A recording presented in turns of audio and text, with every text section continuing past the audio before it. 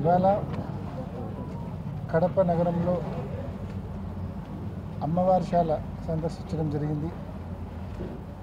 నాతో పాటు మా మేయర్ సురేష్ బాబు గారు, మా మాజీ డిప్యూటీ సీఎం గారు అంజద్ బాషా గారు, మా స్థానిక కార్పొరేటర్లు, మరి మా అమ్మవారిశాలకు సంబంధించిన అధ్యక్షుడు సతీష్ అన్న, సభ్యులు అందరూ కూడా దగ్గరుండి మాకు చక్కటి దర్శనం చేయించారు.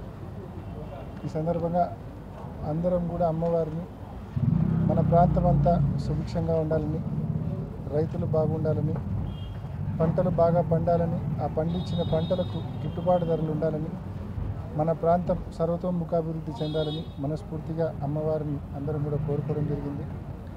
ఈ సందర్భంగా ప్రతి ఒక్కరికి కూడా దసరా శుభాకాంక్షలు తెలియజేస్తున్నాం. హ్యాపీ దసరా.